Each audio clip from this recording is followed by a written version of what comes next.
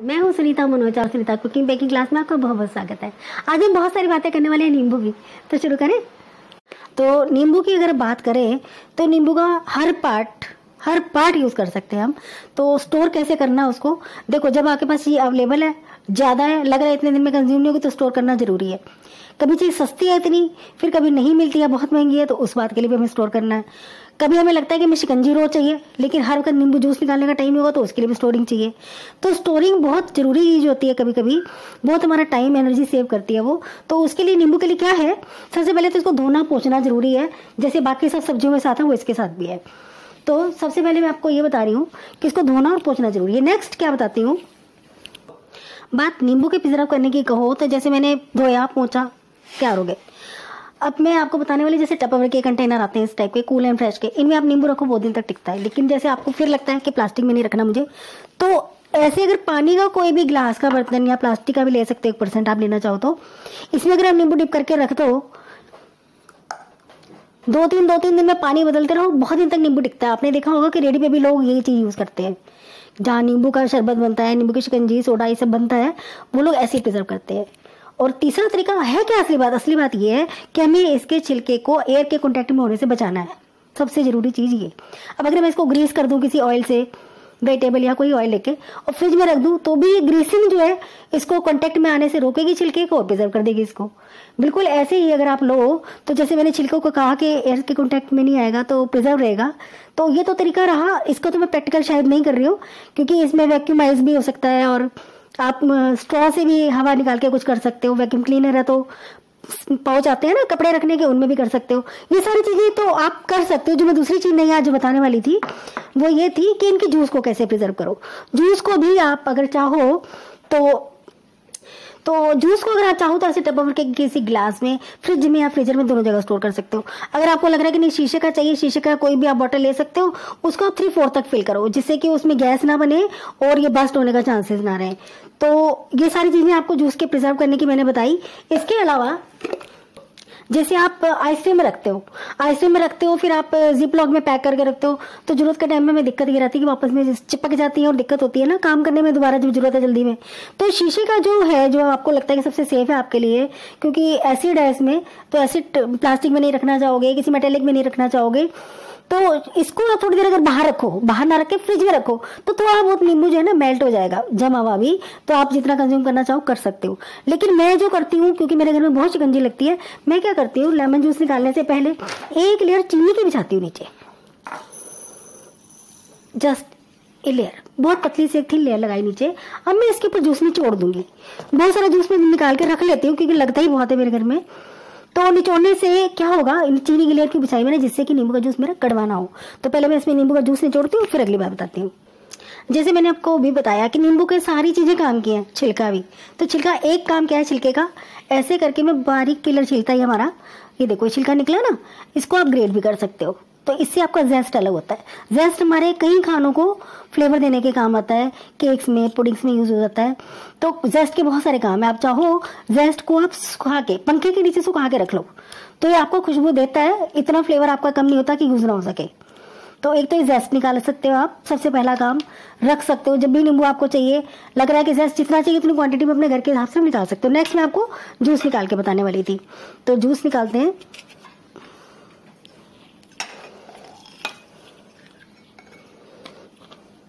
Juice निकालते हो, अगर आप ऐसा, आपके पास स्क्वीजर है तो बीज नहीं जाता।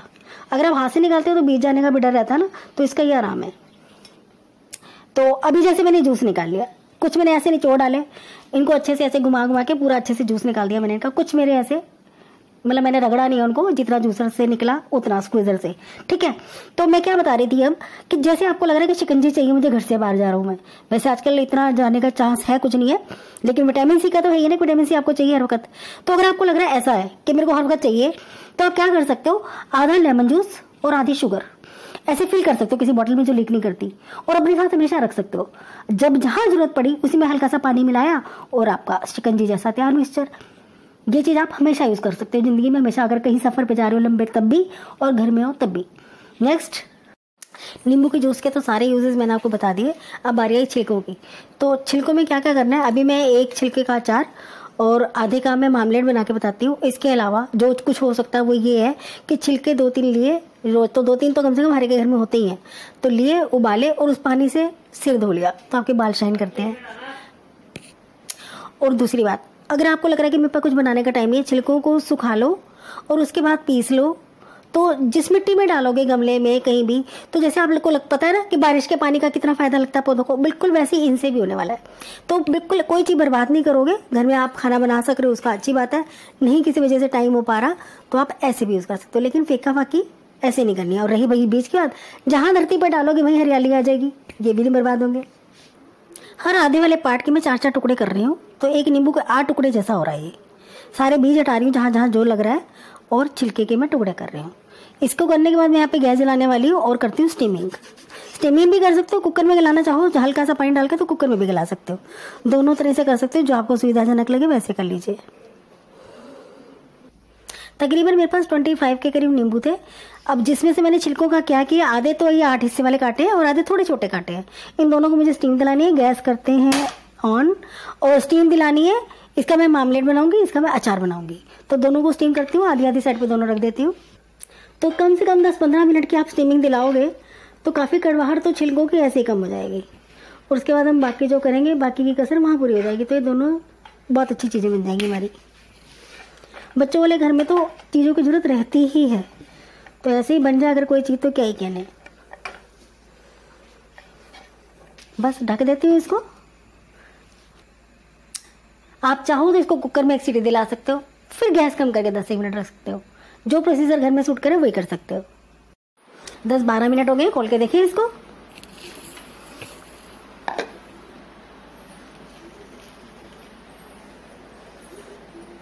देखो गल रहा है ना आराम से, बस काफ़ी है इतना।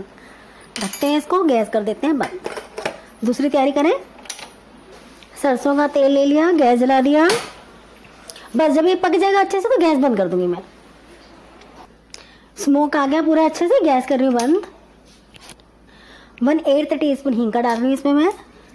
1/8 टीस्पून कलौंजी, 1/4 टीस्पून अजवाइन, 1 टीस्पून जीरा, 1/2 टीस्पून लाल मिर्च और 1/2 टीस्पून हल्दी।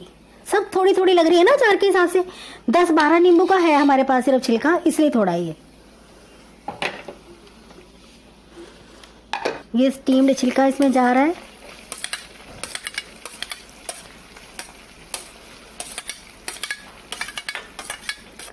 वन टेबलस्पून शुगर, 2 टीस्पून डाल रही हूँ सॉल्ट का। इसको चला रही हूँ। बस सुबह अगर बना रहे हो तो शाम को खाने लायक होने वाला है। 1/4 टीस्पून अब मैं डालने वाली हूँ इसमें citric acid. 1/4 teaspoon citric acid. बन गया अचार। ये बारीक जो छिलका मैंने काटा था, इसका मुझे मामलेट बनाना है ना, इसको थोड़ा सा मैं पहले मिक्सी कर लेती हूँ। कढ़ाई में डाल रही हूँ जिसमें मैंने बनाना है, उधर ही डाल रही हूँ सीधा। ये कितना मिक्सचर है हमारा, तकरीबन ये 1.25 कप के करीब हो गया हमारा। 10-12 नींबू का छिलका है ये। तो गैस जलाते हैं धीरे से। 1 कप शुगर मिला रही हूँ और 1 टीस्पून डाल रही हूँ साइट्रिक एसिड। चलाते हैं इसको। इसमें पानी नहीं है और जूस निकलने का कोई साधन भी नहीं है, तो धीरे ही चलाएंगे धीमी आंच पे, ताकि हमारा काम सेफली पूरा हो जाए। 1 टीस्पून फुल में सॉल्ट भी डाल दिया। चलाते हैं इसको धीरे धीरे। अब इसमें आपको कुछ नहीं डालना, आपका ये बिल्कुल तैयार है। जरा सा मेल्ट होगा, हल्का सा पकेगा, रेडी। तो दोनों रेसिपी आपकी बनानी बिल्कुल आसान है। छिलके से मैंने आपको बहुत सारे यूजेस बताए हैं, आप उन सबको कर सकते हो। और लगे कि हाँ मेरे को तो घर में कुकिंग वाला प्रोसीजर चाहिए, घर में सबको चाहिए होती है ऐसी कुछ ना कुछ हर वक्त, जैसे परांठों के साथ, ब्रेड के साथ, ये चीज़ आपको बहुत अच्छी लगने वाली है, तो बेशक आप इसको बनाओ। तो मामलेट एक तरीके का जैम ही तो है, उसमें बस छिलकों की खुशबू ज़रा ज़्यादा है, बस इतना ही तो फ़र्क है जैम और मामलेट में। तो सिट्रस जो खुशबू आएगी आपको और अच्छी लगने वाली है। जैम में खाली मिठास होती है और उसकी खुशबू बहुत कम रहती है, इसमें अच्छी तेज खुशबू होगी सिट्रस वाली जो हम सबको अच्छी लगती है। तो एक चीज़ और मैं जो बताना भूल गई आपको, एक और चीज़ बताती हूँ आपको नींबू के छिलके की। नींबू के छिलके को ना जैसे एक बॉटल में भर लिया पानी के साथ, अगर एक आधा दिन वो पड़े ना छिलके, वो पानी इतना फ्लेवरफुल हो जाता है, उसको आप स्प्रे कर लो अपने रूम में, देखना कितनी फ्रेशनेस आ जाएगी आपके रूम में। तो बहुत सारे यूजेज हैं, अभी तो 2-4 शायद मुझे याद भी नहीं आ रहे होंगे, लेकिन मज़ेदार बहुत चीज़ है ये। 2-4 मिनट हो गए हैं इसको पकते हुए, चीनी तकरीबन मेल्ट हो गई है, पूरी मेल्ट होएगी और मैंने गैस कर देना बंद। ये तैयार हो जाएगा। बस फिर इसमें अगर आपको डालना है तो सिर्फ एक कलर डालोगे, बाकी फ्लेवर इसमें पूरा है, कुछ नहीं डालना। और उसके बाद बस ये पूरा तैयार हो गया, गैस कर रही हूँ बंद। मेल्ट हो गई, बुलबुले आ गए, गैस बंद। थोड़ा सा लेमन येलो कलर डाल रही हूँ।